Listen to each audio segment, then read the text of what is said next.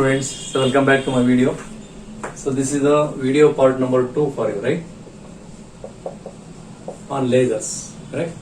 So in the first part of the video, I have just discussed some basics of lasers. So in which I have discussed what is laser and how the lasers are produced based on the interaction of radiation with matter. Just I mentioned 3 mechanisms also, right? So in which there are 3 mechanisms I mentioned: induced absorption, okay, spontaneous emission and stimulated emission.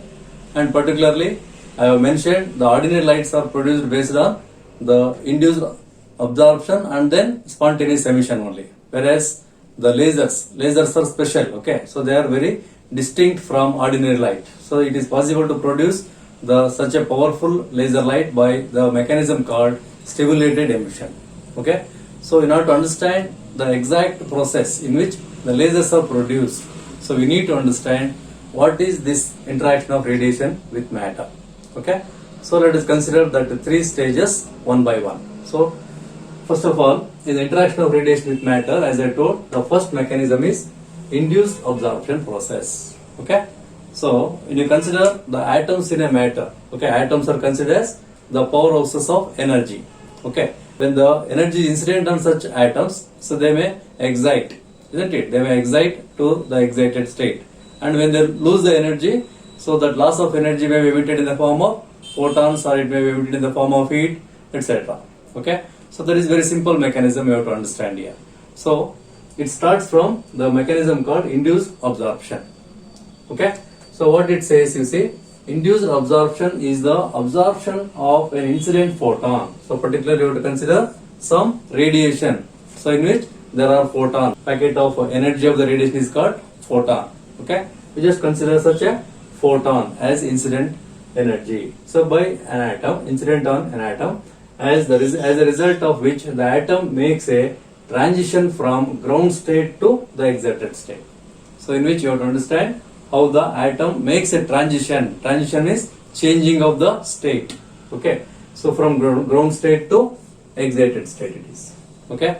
So wherein the difference in energy of the 2 states is equal to the energy of the photon. So whatever the energy absorbed by the photon, you know, so that energy will make the transition for the atom to move from ground state to excited state. Okay. So we can just write this mechanism in a simple equation like this, you know. So atom, basically you have to consider an atom from the matter, isn't it? So that atom, when it absorbs the photon energy, then it will become an excited atom. I am putting a star here that indicates, atom star indicates the excited atom. It is available in the higher energy state. Clear?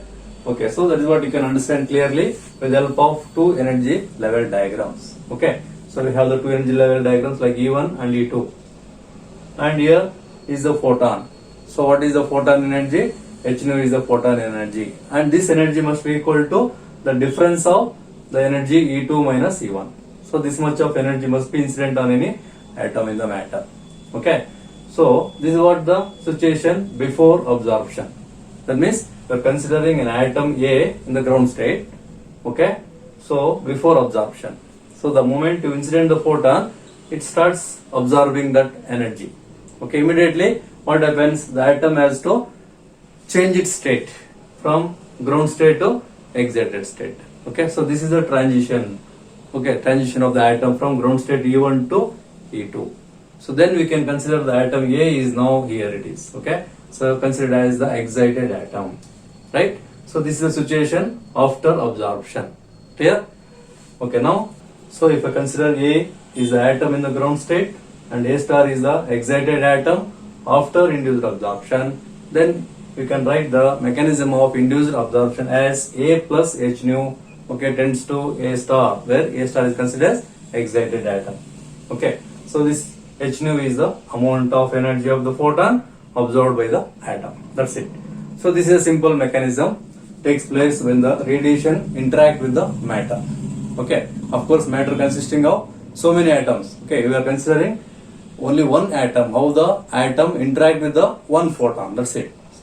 Of course, once the radiation incident on any matter, there may be number of photons. Okay. Huge number of photons interacting with so many atoms also, and so many atoms gets excited in the matter. So to understand that mechanism, we are considering just one atom and one photon. So in between the interaction takes place and absorption of the energy makes the atom to get excited here. So that process is called basically induced absorption. Okay. Next, what happens after induced absorption? So that is what actually we consider the second stage as the spontaneous emission. Okay.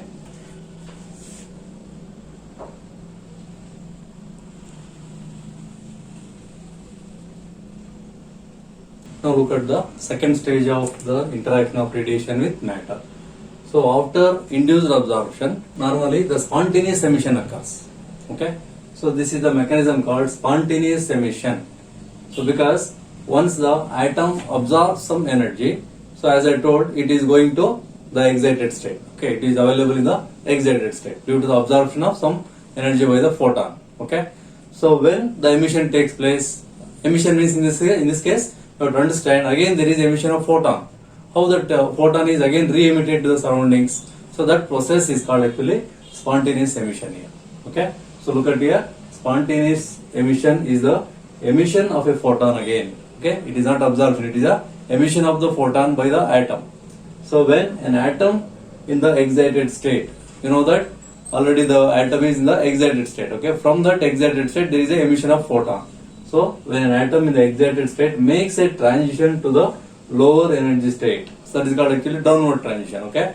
Initially in the induced absorption we have seen that the atom gets excited from ground state to the excited state. That is called actually upward transition. Now there is a downward transition takes place. Okay. So due to that downward transition, okay, so without the aid of any external agency. So what do you mean by that?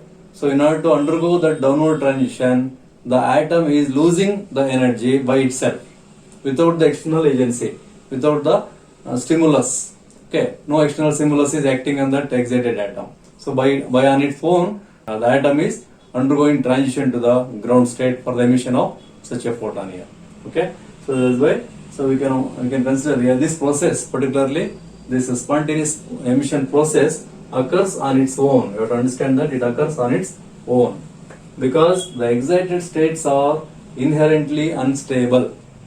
So we should understand that here the ground states are always stable, whereas the excited states are always unstable. So atoms cannot stay there for longer time. Okay, so that's why we call it as unstable states. So the atoms in this particular excited states exist only for about 10 to the power of minus 8 seconds. Okay, so this is very short time interval, you know. The atom can be available only 10 to the power of minus 8 seconds in the excited states. That's why we call it as unstable. Excited states are called unstable states. Clear? So now let us try to understand this process of spontaneous emission with the help of again energy level diagrams. Okay, just by considering the two energy states E1 and E2. So now we have to consider the situation before emission, how the atoms are already present in the excited state.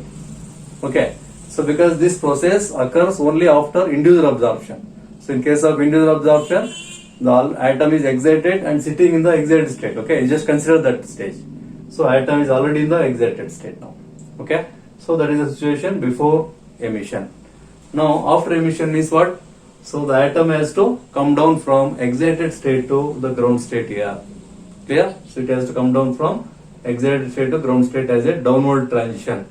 So whatever the energy absorbed by the atom, okay, so that energy is equivalent to what? That is actually the energy absorbed by the atom is the photon energy. So that same energy is emitted in the surroundings. So the emitted energy is lost in the form of photon energy as h nu is equal to, so the difference of energy is now E2 minus E1.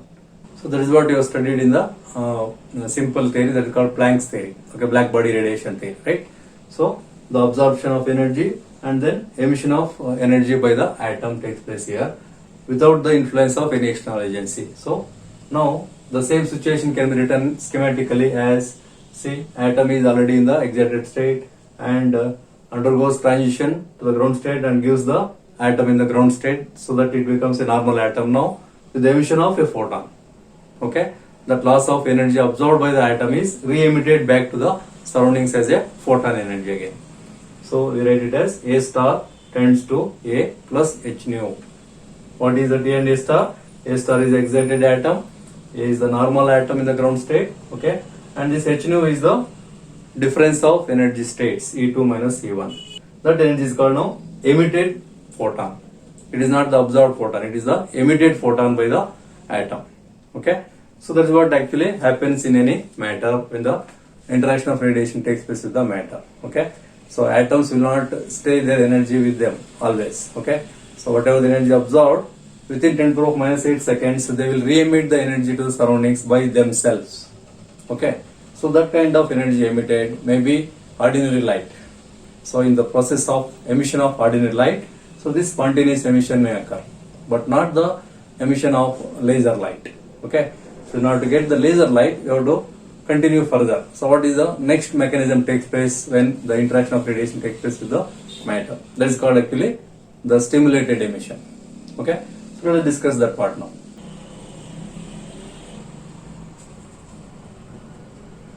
Now let us try to understand what is stimulated emission. Okay, what is the difference between spontaneous emission and stimulated emission? So in case of stimulated emission, so we need to incident the photons further on any excited atom. Okay, so that is called actually external agency. Okay, with the help of that external agency, there is a transition takes place by the atom. So let us try to understand that part now. See, as per this, we just go through this. Stimulated emission is the emission of a photon by an atom. Okay, so that atom must be already excited atom. Okay, under the influence of passing photon. So you have to pass one more photon across the excited atom, so that it is considered as stimulating photon. Okay, of just the right energy. So that energy is not going to be absorbed by the atom further. So that energy is exactly matching with the atom's energy, so that it is considered as the right energy. Okay, stimulated photon should have the right energy. So due to which the atom makes a transition from higher energy state to the lower energy state. As usual, for the emission, the atom should undergo transition from higher energy state to lower energy state. That's it, isn't it? So now, during that downward transition, the photon thus emitted is called now stimulated photon. Okay, it is not called a spontaneous emission photon. It is called stimulated photon now, and it will be having the same energy, same phase and direction also as that of the passing photon. Okay, so I think you will understand by this this process with the help of energy level diagram. So look at this energy level diagram. So we have again as usual energy level diagram like E1 and E2. So ground state is E1, excited state is E2. Okay, so due to the induced absorption already the atom is present in the excited state. So that is called excited atom A star. Okay, after induced absorption. Now what you have to do? So incident one more photon across that excited atom. Okay, so this incident photon is called actually the influencing atom. Okay, influencing photon. Okay, so incident photon is actually having the right energy called influencing photon, and this will stimulate the excited atom to undergo downward transition. So due to that process, immediately what happens? The atom undergoes downward transition to the ground state. Okay, with the loss of energy as a photon again. Now you can look at the emission part consisting of two photons here. Okay, so before absorption, so there is no emission of photons here. There is only incident photon, and this photon is not absorbed by the atom, but only it will stimulate the atom to undergo downward transition. After downward transition, so what happens? There are two photons emitted. So one photon is actually the photon emitted due to loss of energy of the excited atom.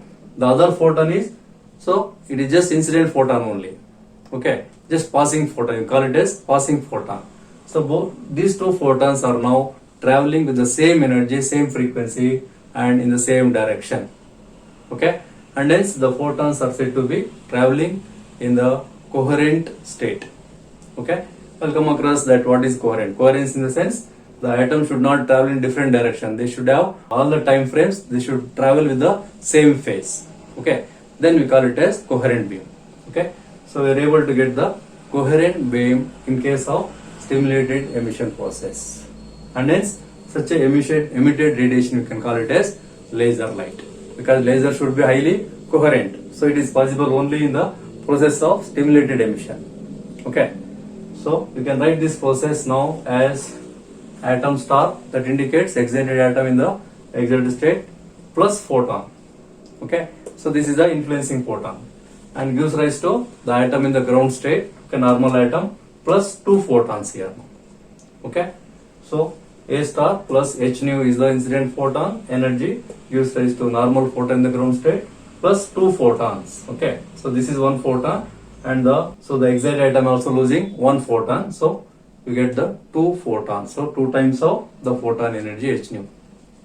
Okay, so to understand the difference between now spontaneous emission and stimulated emission is, in case of spontaneous emission, there is only emission of the photons take place by the excited atoms by themselves without the influence of any external agency. Okay, but in case of stimulated emission, the incident photons will stimulate the excited atom to undergo downward transition to get the number of photons here. Actually, in this case, atoms are multiplied. In case of spontaneous emission, there is no amplification of photons. Here it is multiplied, means amplified. Number of photons are amplified. Okay, and such amplified photons are always traveling in the same direction, I told. Okay, so they are obeying the conditions of coherency. Okay, so that is the difference between spontaneous emission and stimulated emission. Okay, that's why you can note the points here as the photons emitted in the spontaneous emission are incoherent, because such photons are emitted by number of atoms, not only one atom. Number of photons are emitting the photons. They are all traveling in all possible directions, like ordinary light. Okay, they are not traveling in the same direction, so they are not satisfying the condition of coherency, and hence we call it as, so the light emitted or photons emitted are actually incoherent light. Okay, that is what actually in the case of ordinary light. And next, the photons emitted in the stimulated emission is this process, are highly coherent. Okay, once it is possible to emit the highly coherent beam, then you can consider it is suitable. This process is suitable for the emission of laser light. Okay, so this is the basic information about the requirement for the emission of laser light, or you can consider as basic principle also for the emission of laser light. Okay, so next class I will discuss again in detail about this, so in my next video. Okay, so thank you for watching this video then.